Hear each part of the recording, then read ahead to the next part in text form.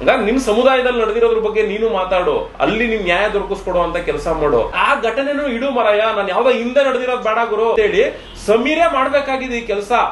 ನಿನ್ನ ಉದ್ದೇಶ ಏನು? ನೀನ್ ಯಾವ ಉದ್ದೇಶದ ಮೇಲೆ ಬಂದಿದ್ಯಾ? ನೀನ್ ಯಾವ ಉದ್ದೇಶದಲ್ಲಿ ಈ ಒಂದು ವಿಚಾರನ ತಗೊಂಡು ಜನದ ಮುಂದೆ ಇಡ್ತಾ ಇದೆಯಾ? ಅಲ್ಲ, ಅದ್ ನನಗೂ ಸಹ ಗೊತ್ತಿರ್ಲಿಲ್ಲ. ನ್ಯಾಷನಲ್ ಟಿವಿ ಅಂತ ಹೇಳಿ ಒಂದು ಯೂಟ್ಯೂಬ್ ಚಾನಲ್ ನಲ್ಲಿ ಆ ಒಂದು ಸುದ್ದಿ ಬಂತು. ಆ ಸುದ್ದಿನ ನೋಡಿದೆ, ಸಂಪೂರ್ಣವಾಗಿ ನೋಡಿದೆ ನಾನು. ಆ ಸುದ್ದಿಯಲ್ಲಿ ಪುನೀತ್ ಆಗಿರ್ಬೋದು, ಮತ್ತೆ ಆ ಯೂಟ್ಯೂಬ್ ನ ನಿರ್ಮಾಪಕರಾಗಿರ್ಬೋದು, ಆ ನಿರ್ವಹಣೆ ಮಾಡ್ತಿರೋಂಥವ್ರಾಗಿರ್ಬೋದು, ಅವ್ರು ಅದೇನೇ ಮಾತಾಡ್ತಿರ್ಲಿ ವಿಚಾರ. ಆದ್ರೆ ಆ CCTV ಒಂದು ವಿಡಿಯೋ ತುಣುಕನ್ನ ನೋಡಿದ್ವಲ್ಲ, ಆ ನೋಡಿದಾಗ ಆ ಮಸೀದಿ ಒಳಗಡೆ ಆ ಮೌಲಿ ಅವ್ರು ಏನ್ ಮಾಡ್ತಾರೆ, ಆ ಮಗು ಏನು ಆ ಮಸೀದಿಗೆ ಬಂದಿರುತ್ತೆ, ಎಜುಕೇಶನ್ಗೆ ಆಲ್ಮೋಸ್ಟ್ ಮಕ್ಳುಗಳು ಮಸೀದಿ ಒಳಗಡೆ ಹೋಗೋದು.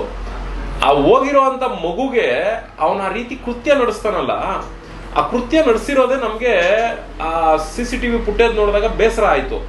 ಅದರಲ್ಲಿ ಡೇಟು ಸಹ ಶೋ ಅಪ್ ಆಗ್ತಾ ಇತ್ತು CCTV ಫುಟೇಜ್ ಅಲ್ಲಿ. 2023 ಅಂತ ಹೇಳಿ ಇತ್ತು, ಅಕ್ಟೋಬರ್ ಅಲ್ಲಿ.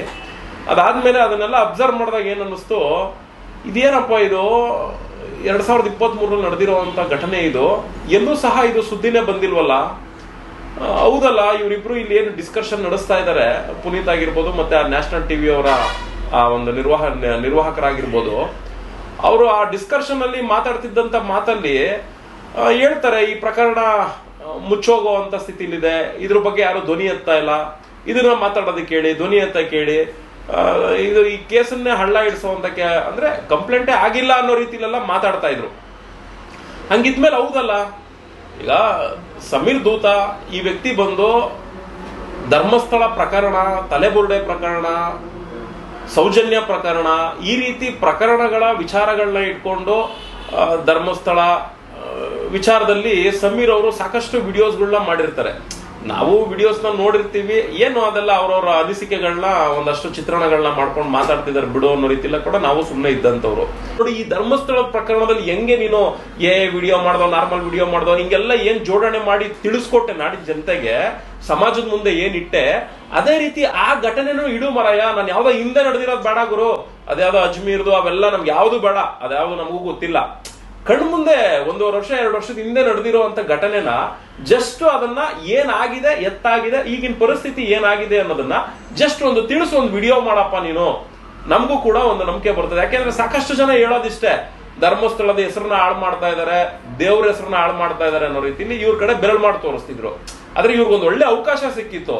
ನಾವು ನ್ಯಾಯದ ಪರ ಇರೋ ಅಂತವ್ರು, ಅಲ್ಲಿ ಅನ್ಯಾಯ ನಡೆದಿರೋದನ್ನ ನಾವು ತೋರಿಸಿದೀವಿ, ಇಲ್ಲೂ ಸಹ ಅನ್ಯಾಯ ನಡೆದಿದೆ, ಅದನ್ನ ನಾನು ತೋರಿಸುವಂತ ಕೆಲಸ ಮಾಡ್ತಿದ್ದೀನಿ ಅಂತೇಳಿ ಸಮೀರೇ ಮಾಡ್ಬೇಕಾಗಿದೆ ಈ ಕೆಲಸ.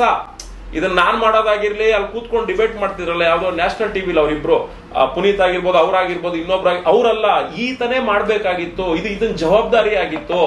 ಯಾಕೆ ಅಂದ್ರೆ ಆತ ಮಾಡಿದಿದ್ರೆ ಖಂಡಿತ ನಾಡಿನ ಜನತೆ ಈತನ ಮೆಚ್ಚಿರೋರು, ಆತ ನ್ಯಾಯದ ಪರವಾಗಿ ನಿಂತಿರುವಂತ ಸ್ಟ್ಯಾಂಡ್ ವ್ಯಕ್ತಿ ಅಂತ ಹೇಳಿ. ಆದ್ರೆ ನಿನ್ನ ಸ್ಟ್ಯಾಂಡ್ ಏನಿದೆ ಅನ್ನೋದು ಈ ನೆನ್ನೆವರೆಗೂ ಕಾಲಾವಕಾಶ ಇತ್ತು ಆತನಿಗೆ, ಶುಕ್ರವಾರದವರೆಗೂ ನಾನು ಕೊಟ್ಟಿದ್ದೆ. ಆದ್ರೆ ನೆನ್ನೆಗೆ ಆತನ ಹಿಡಿದು FIR ಮಾಡಿದ್ದಾರೆ. ಯಾವ್ದೋ ಬೆಳಗಾವಿ ಭಾಗದಲ್ಲಿ ಏನೋ ನಡೆದಿರೋದು ಈ ಘಟನೆ ಅಂತ ಹೇಳಿ FIR ಆಗೋಗಿದೆ. ಇನ್ನೂ ಸಹ ಆತನ ಕಾಲ ಮಿಂಚಿರ್ಲಿಲ್ಲ, FIR ಆಗಿದ್ರು ಕೂಡ ಕಾಲ ಮಿಂಚಿಲ್ಲ. ಆತ ಹೋಗಿ ಸಮಗ್ರ ಮಾಹಿತಿಗಳನ್ನ ತಿಳ್ಕೊಂಡು ನಾಡಿನ ಮುಂದೆ ಇಡಬಹುದಾಗಿತ್ತು. ನೋಡಿ, ಇವತ್ತು ಗುರುವಾರ, ನಾಳೆ ಶುಕ್ರವಾರದವರೆಗೂ ಕಾಲಾವಕಾಶನೂ ಕೂಡ ಇದೆ. ಅಷ್ಟ್ರ ಒಳಗಡೆ ಆತ ನ್ಯಾಯ ಕೊಡ್ಸೋದ್ ಸೆಕೆಂಡ್ರಿ. ನನಗೆ ಘಟನಾವಳಿಗಳು ಏನು ಈ ಧರ್ಮಸ್ಥಳದ ವಿಚಾರನ ಪ್ರೊಡ್ಯೂಸ್ ಮಾಡಿದೆ ನಿಮ್ ನಾಡಿನ ಜನತೆಗೆ, ಹಂಗ ಅದನ್ನು ಕೂಡ ಪ್ರೊಡ್ಯೂಸ್ ಮಾಡುವಂತ ಕೆಲಸ ಮಾಡಿದಿದ್ರೆ ಖಂಡಿತ ನಾನು ಇನ್ನು ಒಪ್ತಾ ಇದೆ ಸಮೀರ್, ನೀನ್ ಆ ಗೋಜ್ಗೆ ಹೋಗಿಲ್ಲ. ಈಗ ನೋಡಿ, ನೆನ್ನೆ ಏನೋ ಒಂದು ಏಕಾಏಕಿ ಗಲಾಟೆಗಳಾಗಿದಾವೆ, ನಿನ್ನ ಮೇಲೂ ಸಹ FIR ಆಗಿದೆ. ಈಗ ನಿನ್ ಮೇಲೆ FIR ಆಗಿದೆ ಅಂದ್ರೆ ನೀನ್ ನಾಳೆ ಅಲ್ಲಿ ಹೋಗಕ್ಕೂ ಆಗಲ್ಲ, ವಿಡಿಯೋನು ಮಾಡಕ್ಕಾಗಲ್ಲ, ನಿಂಗೆ ಒಳ್ಳೆ ಕಾಲಾವಕಾಶನೂ ಕೂಡ ಇತ್ತು. ಹಂಗಾಗಿ ನಿನ್ನ ಕಡೆಯಿಂದ ಯಾವುದೇ ರೀತಿಯ ವಿಡಿಯೋ ಬರಲ್ಲ ಅನ್ನೋದು ನಮಗ್ ಕನ್ಫರ್ಮೇಶನ್ ಆಗಿದೆ. ಆಮೇಲೆ ನಿನ್ನ ವಿಚಾರದಲ್ಲಿ ಈಕ್ವಲ್ ಮಾಡಿದ್ದಾರೆ, ಯಾರನ್ನ, ಕಿರಿಕೀರ್ತಿ ಅವ್ರನ್ನ ಈಕ್ವಲ್ ಮಾಡಿದ್ದಾರೆ. ಯಾಕೆಂದ್ರೆ ಕಿರಿಕೀರ್ತಿ ಅವ್ರು ಹೇಳ್ತಿದ್ರು, ಜನನ್ನ ವಿಡಿಯೋ ಮಾಡೋದ್ರ ಮುಖಾಂತರ ಜನನ್ನ ಮರಳು ಮಾಡ್ಬಿಟ್ಟಿದ್ದಾರೆ ಅಂತೇಳಿ. ನಾವು ಯಾರು ವಿಡಿಯೋ ನೋಡಿ ಮರಳಾಗಿಲ್ಲ.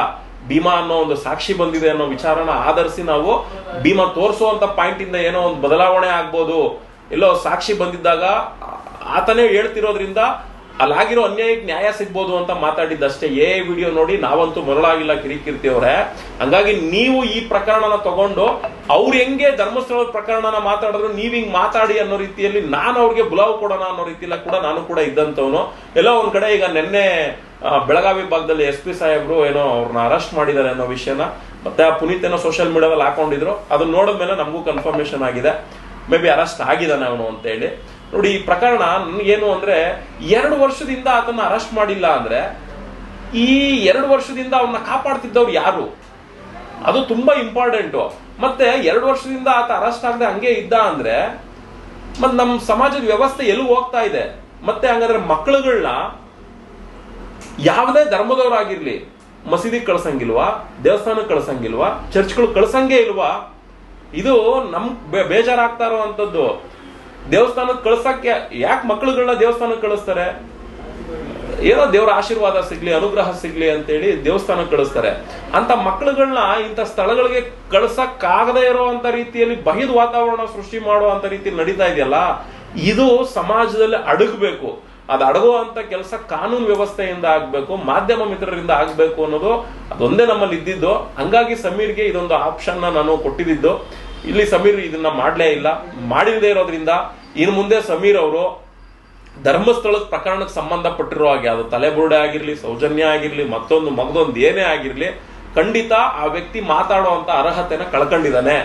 ಇನ್ನು ನೆಕ್ಸ್ಟ್ ಆ ವಿಚಾರವಾಗಿ ಆತ ಏನಾದ್ರೂ ವಿಡಿಯೋ ಮಾಡ್ದ ಅಂದ್ರೆ ಅಂತ ವಿಡಿಯೋಗಳಿಗೆ ಖಂಡಿತ ನಾವೇ ನಮ್ಮ ಸೋಷಿಯಲ್ ಮೀಡಿಯಾ ಮುಖಾಂತರ ಟಾಂಗ್ ಕೊಡುವಂತ ಕೆಲಸನೂ ಕೂಡ ಮಾಡ್ತೀವಿ.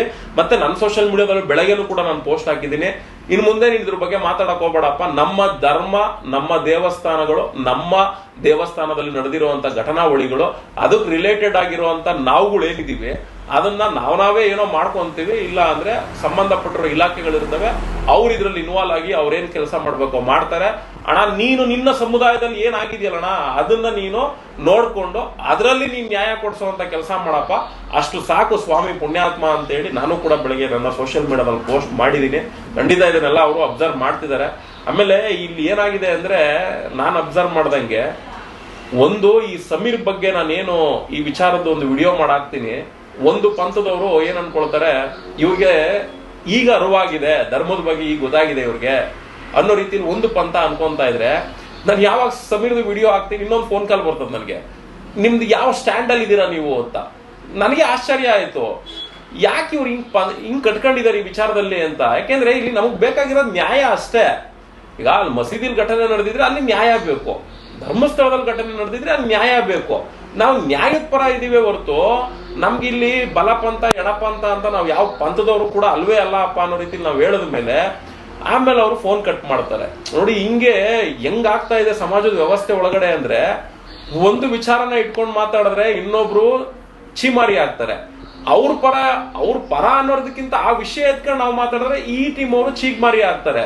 ಇಲ್ಲಿ ಟೋಟಲಿ ಸರ್ ನಮ್ಮ ಗಮನಕ್ಕೆ ಬಂದಿರೋ ಹಾಗೆ ಧರ್ಮಸ್ಥಳ ಪ್ರಕರಣ ಅನ್ನೋ ವಿಚಾರದಲ್ಲಿ ಬಡವ್ರ ಮಕ್ಕಳು ದಯವಿಟ್ಟು ಯಾರು ಮುಂದೆ ಹೋಗ್ಬೇಡ್ರಪ್ಪ. ಬಡವ್ರ ಮಕ್ಕಳು ನೀವು ಮುಂದೆ ಹೋದ್ರೆ ನಿಮ್ಮನ್ನ ಬಾವಿಗೆ ತಳ್ಳಿ ಯಾರು ಇವತ್ತಿನ ದಿನ ಹಂಗೆ ಹಿಂಗೆ ಅದಾಗ್ಬೇಕು ಇದಾಗ್ಬೇಕು ಅಂತ ಹೇಳಿ ತೊಡೆ ತಟ್ಕೊಂಡು ನಿಂತಿದ್ದಾರೆ, ಅವ್ರುಗಳು ಇದರಲ್ಲಿ ನಿಮ್ಮನ್ನ ಬಲಿ ಕೊಡುವಂತ ಕೆಲಸ ಮಾಡ್ತಾರೆ. ನನ್ನ ಪ್ರಕಾರ ಯಾರು ತೊಡೆ ತಟ್ಕೊಂಡು ಅದು ಇದು ಅನ್ನೋ ರೀತಿಲೆಲ್ಲ ನಿಂತ್ಕೊಂಡು ಒದ್ದಾಡ್ತಾ ಇದಾರೆ, ಆ ಟೀಮು ಈ ಟೀಮು ಅನ್ಕೊಂಡು ಇವ್ರನ್ನೇ ಬಿಟ್ಬಿಟ್ಟು ಜನ ಸುಮ್ಮನೆ ಕೂತ್ಕೊಂಡ್ಬಿಟ್ರೆ ಇದ್ರಲ್ಲಿ ತುಂಬಾ ಒಳ್ಳೇದಾಗ್ತದೆ. ಇಲ್ಲ ಅಂದ್ರೆ ಇಲ್ಲಿ ಏನಾಗ್ತಾ ಇದೆ ಅಂದ್ರೆ, ಪ್ರಕರಣ ನಡೆದಿರೋದು ಸತ್ಯ ಆಗಿರ್ಬೋದು, ಅದ್ರಲ್ಲಿ ಅನ್ಯಾಯ ಆಗಿರೋದು ಸತ್ಯ ಆಗಿರ್ಬೋದು, ಇದನ್ನ ಅಡ್ವಾಂಟೇಜ್ ಆಗಿ ತಗೊಂಡು ಸ್ವಾರ್ಥಕ್ಕೆ, ಅವರ ಅನುಕೂಲಕ್ಕೆ ಇಲ್ಲಿ ಸಮಾಜದ ಸ್ವಾಸ್ಥ್ಯನ ಹಾಳು ಮಾಡುವಂತ ಕೆಲಸ ಮಾಡಿಕೊಂಡು ಅವರ ಲಾಭಕ್ಕೋಸ್ಕರ ಈ ಒಂದು ಸ್ವಾಸ್ಥ್ಯನ ಸಂಪೂರ್ಣವಾಗಿ ಹಾಳು ಮಾಡ್ತಾ ಇದ್ದಾರೆ. ಇದು ನಾನು ಗಮನಿಸ್ದಂಗೆ ಇಲ್ಲಿ ನಡೀತಿರುವಂತ ಬೆಳವಣಿಗೆ. ಈ ಬೆಳವಣಿಗೆನ ಸಾಧ್ಯ ಆದಷ್ಟು ಪೊಲೀಸ್ ಇಲಾಖೆಯವರು ಸರಿಯಾದ ರೀತಿಯಲ್ಲಿ ಗಮನ ಹರಿಸಿ, ಏನು SIT ತಂಡ ರಚನೆ ಆಗಿದೆ, ಫಸ್ಟ್ ಈ ಒಂದು ಮನಸ್ಥಿತಿ ಜನಗಳು ಯಾರಿದ್ದಾರೆ ಇವ್ರನ್ನ ನೀವು ಫಸ್ಟ್ ಸದೆ ಬಡಿದ್ರೆ ಖಂಡಿತ ಈ ಪ್ರಕರಣಕ್ಕೊಂದು ಕ್ಲಾರಿಟಿ ಸಿಗುತ್ತೆ, ಮತ್ತೆ ನ್ಯಾಯನೂ ಕೂಡ ಸಿಗುತ್ತೆ.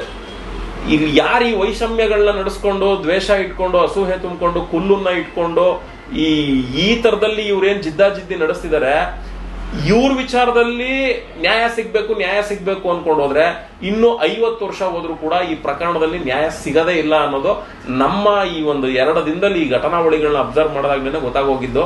ಹಂಗಾಗಿ ಆದಷ್ಟು ಜನ ನ್ಯಾಯ ಬೇಕು ಅನ್ನೋರು SIT ತಂಡಕ್ಕೆ ಬೆಂಬಲ ಕೊಡಿ.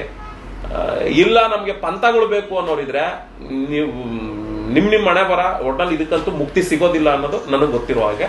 ತಿಳ್ಕೊಂಡಿದೀವಿ. ಈಗ ಏನಾಗ್ತದೆ, ಆತನ ಸ್ಟ್ಯಾಂಡ್ ಏನು ಅನ್ನೋದು ತೋರ್ಸ್ಕೊಟ್ಬಿಟ್ಟ ಆತ. ಯಾಕೆ ಆನ್ ಮಾಡಿಲ್ಲ ಅನ್ನೋದಕ್ಕಿಂತ ತನ ಅವನೇ ತೋರ್ಸ್ಕೊಟ್ಬಿಟ್ನಲ್ಲ. ಅವ್ನು ಏನ್ ಅನ್ಕೊಂಡ್ಬಿಟ್ಟಿದಾನೆ, ಈಗ ನಮ್ದು ಸಮುದಾಯದಲ್ಲಿ ಈ ತರ ಆಗಿದೆ, ಅಗ್ರಿ, ಅವ್ರು ಮಾಡಿದ್ದಾರೆ, ವಿಡಿಯೋ ಮಾಡಿದ್ದಾರೆ. ಈಗ ಅವ್ರ ಸಮುದಾಯದಲ್ಲಿ ಈ ತರ ಒಂದು ಘಟನೆ ನಡೆದಿದ್ದಾಗ ಅದನ್ನ ಅವ್ರು ಅಲ್ಲಿ ಮಾತಾಡಿಲ್ಲ ಅಂದಾಗ ನಿನ್ನ ಉದ್ದೇಶ ಏನು, ನೀನ್ ಯಾವ ಉದ್ದೇಶದ ಮೇಲೆ ಬಂದಿದ್ಯಾ, ನೀನ್ ಯಾವ ಉದ್ದೇಶದಲ್ಲಿ ಈ ಒಂದು ವಿಚಾರನ ತಗೊಂಡು ಜನದ ಮುಂದೆ ಇಡ್ತಾ ಇದೆಯಾ. ಹಂಗಾಗಿ ನಿಮ್ ಸಮುದಾಯದಲ್ಲಿ ನಡೆದಿರೋದ್ರ ಬಗ್ಗೆ ನೀನು ಮಾತಾಡು, ಅಲ್ಲಿ ನೀನ್ ನ್ಯಾಯ ದೊರಕಿಸ್ಕೊಡುವಂತ ಕೆಲಸ ಮಾಡು. ನೀನ್ ನಮ್ಮ ಸಮುದಾಯದಲ್ಲಿ ಬಂದು ಇಷ್ಟೆಲ್ಲ ನೀನು ಮೂವ್ಮೆಂಟ್ ಮಾಡ್ತಿದ್ಯಾ ಅಂದ್ರೆ ನಿನ್ನ ಉದ್ದೇಶ ಬೇರೆ ಏನೋ ಇದೆ. ಅದನ್ನ ಇಲಾಖೆಯವರು ಪರ್ಫೆಕ್ಟ್ ಆಗಿ ತನಿಖೆ ಮಾಡಿದಾಗ್ಲೇನೆ ಇದ್ರಲ್ಲಿ ಏನು ಅನ್ನೋದು ಆಚೆ ಬರೋದಕ್ಕೆ ಸಾಧ್ಯ.